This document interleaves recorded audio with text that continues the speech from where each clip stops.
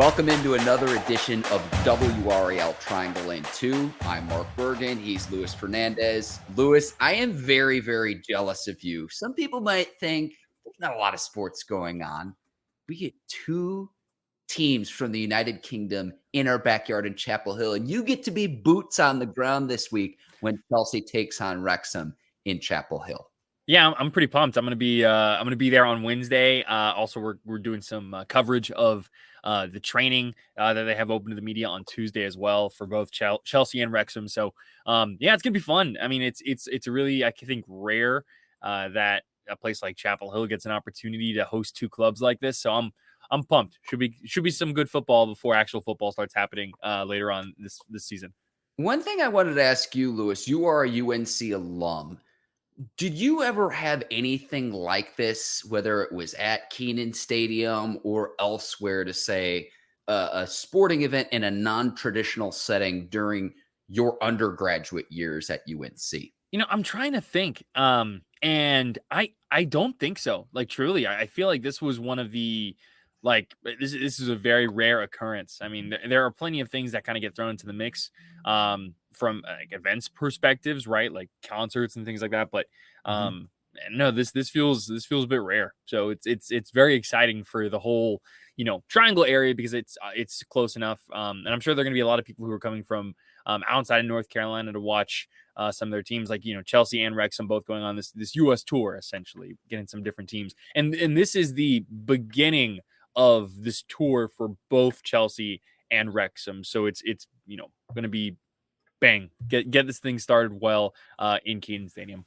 I am in favor, Luis, of sporting events in non-traditional settings. We saw the Stadium Series in Raleigh at Carter Finley Stadium with the Carolina Hurricanes in hockey. I know with the Tar Heels back in the day, they played Michigan State in hoops on an aircraft carrier. So sign me up for more of those kind of events to help just get the casual fan involved. And, like, at least with Chelsea, a team that plays in the English Premier League, a lot of turnover on Chelsea's roster, which we'll get to in a second. But Chelsea is accustomed to competing for the top of the English Premier League with the Manchester Uniteds of the world, the Man Cities of the world, traditionally. Now, Chelsea's had a lot of turnover on the roster, but that's the caliber of talent that you could potentially see this Wednesday. Again, right in our backyard, and how exciting is that? Yeah, no, I think it's going to be interesting to see Chelsea, at least from what I've seen so far here. And this is, Monday, July 17th, right afternoon. They haven't announced what their roster is going to look like for this tour. We'll see what ends up being there. But anyway, it's going to be exciting because, Chelsea's one of those teams that normally competes, at the top of the table, but they found themselves at the bottom of the EPL, or near the bottom of the EPL this past season. And Wrexham is, in different divisions, right? This, just like on paper, you're like, okay, Chelsea should be able to take care of Wrexham here. It's a friendly. It's not like, supposed to be that serious of a match. But at the same time, it's fun because of the popularity we've seen with Wrexham, especially in the States with the documentary that came out, Ryan Reynolds and co, what they've been able to do in taking that, what's been a proud program and essentially kind of turn them around so quickly. It's going to be fun. I mean, I think Chelsea, even if it's not their A team, I think Chelsea should be able to take care of business against Wrexham. But hopefully you just see exciting football. I think that's all anyone who's going to the game hopes to see. And I think that's what, the whole reason why this got set up in the first place, I think, was the opportunity just to get some different events involved, kind of similar, like you said, to the Stadium Series with the NHL in Raleigh earlier this year. You mentioned the actor Ryan Reynolds, who's in the front office, one of the owners of Wrexham. Let me manifest this now, Luis, whether it's Top of the Hill or if you have another favorite Chapel Hill establishment. I think we see him in Chapel Hill. I'm going to manifest this now. We're recording this Monday, July the 17th. But choose your venue. We see Ryan Reynolds, an A-list movie star, in our backyard here, Luis. Well, so this is actually funny. This has been the speculation, right? Oh man, what's Rob from Always Sunny in Philadelphia, his co-owner, Rob how do you say his last name wrong? McElhenney. Make You got it Halloween. right. You just say it quickly. You just say Okay, it. sure. But the movie star, the actor from Always Sunny in Yes. Philadelphia. Yes. Him and Ryan Reynolds do the I think the hope has been that they'll be here. No idea if they will. Listen, you do have the writer strike going on in Hollywood right now. I know. So my understanding is that Ryan Reynolds was filming for Deadpool 3. I saw a one of those like little screenshots come out. Him and Wolverine and kind of like the classic getup. But that was stopped. Filming was stopped for that. He needs something to He do. needs something to do. All I'm saying, swing by. Come on down. I want to mention Chelsea's roster really quickly, Lewis, and we will move on. So looking at the roster, Thiago Silva, the center back, plays on the Brazilian national team. And then Christian Pulisic, who American soccer fans might know, probably the best player on the U.S. men's national team. If they're out there on Wednesday, keep an eye on both of those players. Again, we're not sure if they'll actually play, but the possibility of them playing, and what I would say to this as well, when you're playing in the Premier League, the backups on these clubs are like better than pretty much any team in the MLS. So even if it is the backups for Chelsea, a team that has some turnover, you might not know who these players are now, but give it a few years and it's like, oh wow, yeah, they were right here, and you had the opportunity to see them. But those are the two that stick out to me on Chelsea's roster. It's Chelsea, right? It's an EPL known commodity for long time, and so you're going to get talented players no matter what, talented footballers out there on the pitch. I'm just curious to see kind of how it all like the changes they make, how it's all set up and everything. I think it's going to be a really fun environment at Keenan. Do you know if the game is sold out right now? I'm not sure. I don't know if I know if it is or not, but either way, I'd imagine that it is, Lewis. Again, it this should will be a be pretty Wednesday fun at 7:30 as well. It's going to be a hot ticketed town, no doubt about that. No doubt That'll about be that. fun. That'll be fun. Really quickly, want to show you.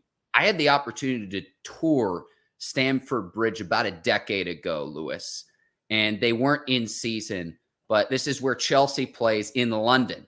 And I've just never seen anything quite like it. We got to tour the locker room, got to see star player Didier Drogba's locker room. He was the star striker for Chelsea back in the day. And look at your boy here, Oh at my the gosh. podium.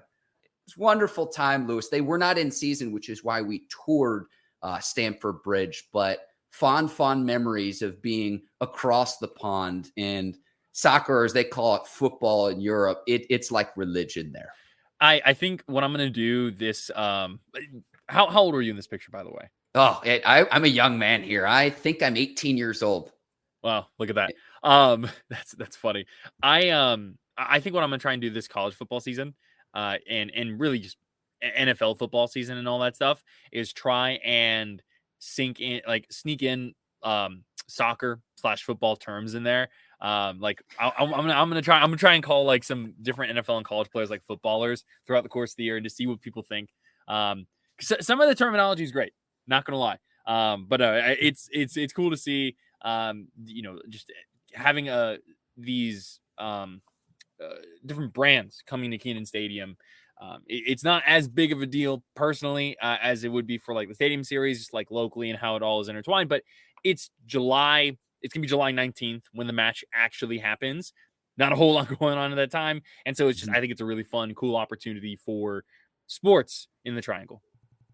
All right, let's keep it with soccer. We got the World Cup starting this week, so tournament getting underway on the 20th. The U.S. women's national team starts on the 21st against Vietnam. The U.S. women's national team having won the previous two World Cups. Lewis, where do you want to start with this? Because there's a lot to unpack with a lot of excitement with the U.S. women's national team. But where do you want to start here? And we'll go from there because there's a lot of different angles we want to go to. Let's start with the women's national team in general, and then we can move into like the more local ties, if you will. Okay. Let me start here. I know a lot's going to be made of Megan Rapinoe's final World Cup with the team. Both she, Alex Morgan, Kelly O'Hara, they're going to be playing in their fourth World Cup. Wow. So a lot of experience there for Julie Ertz and Alyssa not her. It'll be their third World Cup. So a lot of experience with this roster. But what I want to focus on, Lewis, Alyssa Thompson at 18 years old, just the fourth teenager to be named to the United States World Cup team.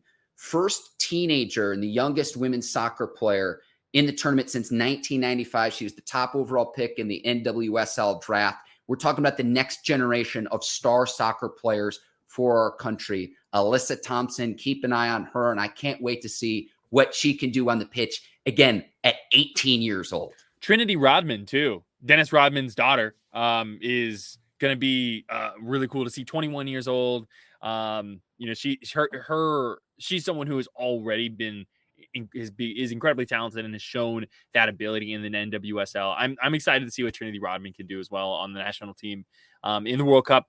It's going to be, there's definitely a bit of a youth movement. Some of that I think is because of injuries that have occurred over the past few months. I mean, even someone like Julie Ertz coming back, who I believe it was like 9 months ago that she had a child. And so, be able to come back that quickly from it. Unbelievable. And I mean, it's ridiculous. And so because of those injuries, I think we're going to see a lot more of youth with the women's national team in the World Cup in general. And it's what that does is the U.S. has won the past 2 women's World Cups. So huge target on their back, obviously. And the rest of the world is getting better in terms of women's soccer. And with the injuries and things, I think it just kind of tightens the gap a little bit and puts the women's national team in just a little bit more of a precarious situation. But that's just, when you win the past 2, like, you're going to have a lot of pressure on you. Yeah. You're going to have a lot of expectations. It's going to be exciting. I love the men's World Cup, the women's World Cup. Both are just phenomenal sporting products, and I can't wait for things to get started later this week. Yes. And so another mom I want to talk about on this team too, with local ties, Crystal Dunn, who played at North Carolina. She just gave birth to her son 14 months ago. And so it's like one thing to be like, okay, yeah, she's playing soccer again. No, she's playing for the national team. And so she's one of 3 players with local ties, Lewis. The other 2 being Emily Fox, who also played at UNC, and then North Carolina Courage goalkeeper Casey Murphy as well. So we got some local ties, 3 of the 23 women here, to where it's just like women you've seen play here in the triangle in our backyard, if you will. So you see yet again where I know we had the soccer tournament earlier this year. This week we've got Chelsea versus Wrexham at Keenan Memorial Stadium, just showing the importance of soccer in the state of North Carolina. Well, you know what Dean Smith said way back in the day. UNC is not a basketball school. It is a women's soccer school. And UNC has not won a national title in women's soccer in quite some time, but they still have that, massive lead in terms of titles. And Crystal Dunn and Emily Fox are prime examples of some of the best that UNC has. The 2 of them are probably going to be playing together a lot, which is going to be fascinating to watch. Casey Murphy with the NC Courage is going to be the backup goaltender.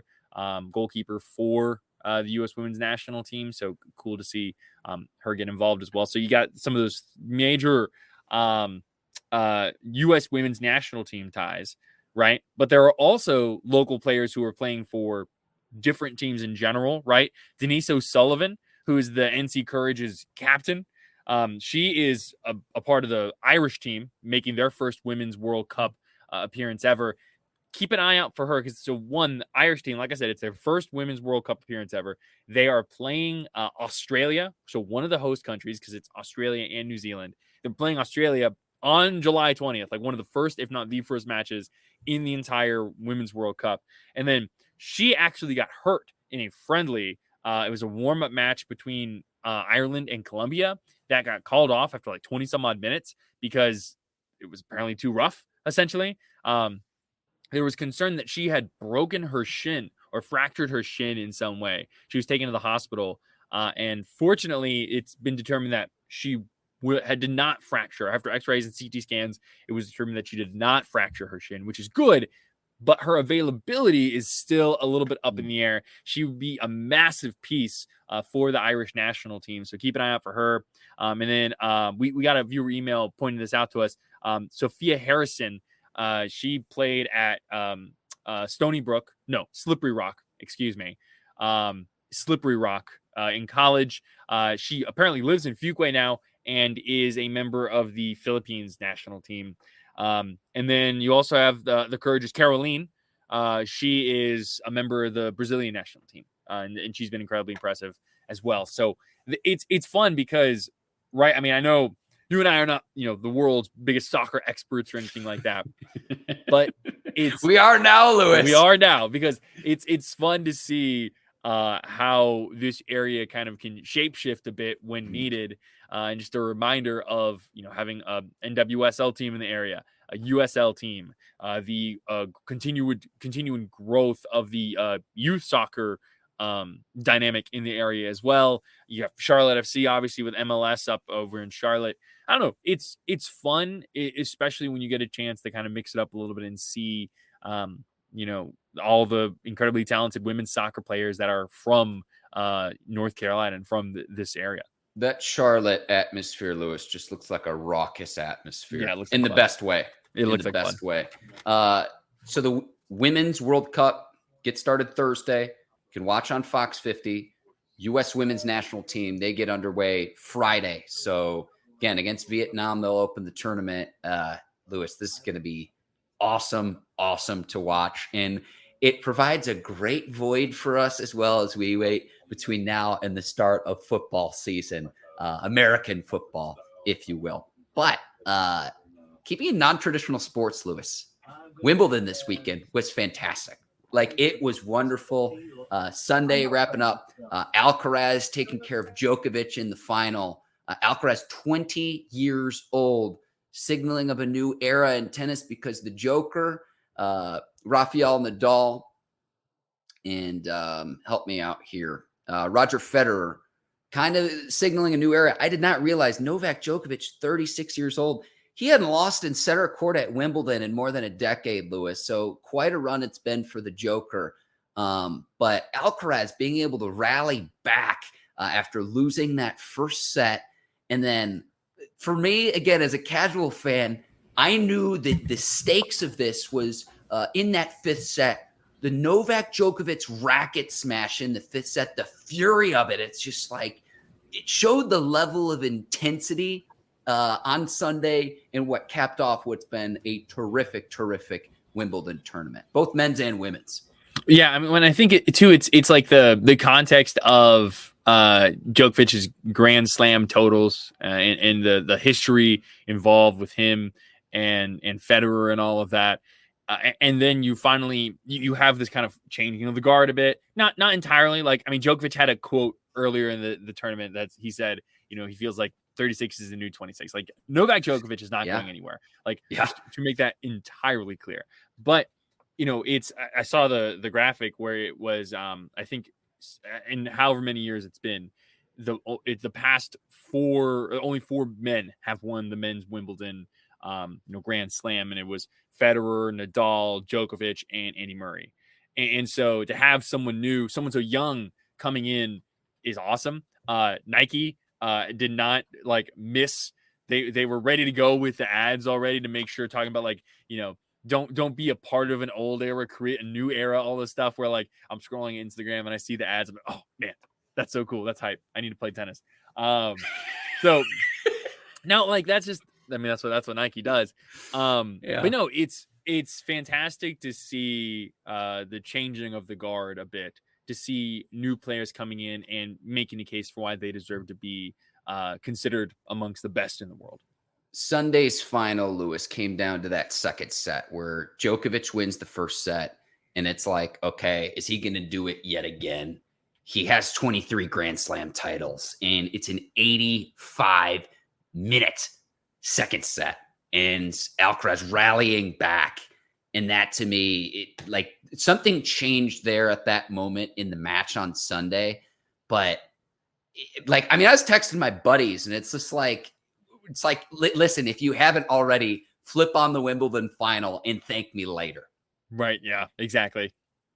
But yeah, I want to see if he continues the success, because last year Alcaraz winning the US Open. So is it a changing of the guard? How long can Djokovic hold off? Again, someone who's now 20 years old. but Djokovic hasn't really had that. Like I think about it, I guess, from this standpoint, Federer and Nadal had each other. How many Grand Slams do they prevent each other from winning in the rivalry those two had? Djokovic now has this young gun to deal with, to where I hope this isn't the last time we see them compete against one another, let alone in a final, 1 versus 2 in the world. I can't wait to see where this goes. Now, from the women's standpoint too, Marketa Vondrousova of the Czech Republic was not ranked. She was a heavy underdog on Saturday and wins consecutive sets 6-4, 6-4. And a lefty, someone who's 24 years old, someone who has a long career ahead of her in her own right as well, Lewis. Yes. And it's, it's just, for so long, we've seen tennis dominated by the same players. And it's Serena, it's awesome. Federer, Nadal. I mean, it's just like it's really, and then like here and there you get players that win it, but it's like by and large, they're the ones sharing all the Grand Slams, Lewis. I'm sorry, continue. But no, I mean, wrong. that's exactly what it is. It's, you've seen these generational talents come through. And so whenever you see generational talents come through and then they come and go, you have like the players like Serena, you have the players like Nadal who are like Federer, who are, they've done their thing and now they're done. The question is always who's going to fill the gap. What's that sport going to even look like? And obviously Djokovic is, one of those generational people, and he's not going anywhere anytime soon. But it's still, it's exciting. It's exciting to watch a new class of players come through the tennis world. Lewis, I think we did it. We're going to wrap up here on WRAL Triangle and 2, talking about sports that are a little bit more non-traditional for us. Enjoy Wednesday. I want to tease ahead to the Women's World Cup. I will have a long-form piece coming out on WRALSportsFan.com. Everything you need to know, how to watch, players to watch. Again, get into more detail about Megan Rapinoe's final tournament at the age of 38 years old. A lot of different angles for the U.S. women's national team. So that'll be out later this week on WRALSportsFan.com. Is there anything else you need to plug before we wrap up here? We'll have training coverage on Tuesday for that Chelsea Wrexham match. And then on Wednesday, the WRAL sports team will have you covered in terms of coverage of the actual friendly itself. So stay tuned for all of that. We'll have that up on TV as well as up online on WRALSportsFan.com. For Luis Fernandez, I'm Mark Bergen. Thanks so much for watching WRAL Triangle and 2. We'll see you next week. Until then, take care. So long, everybody.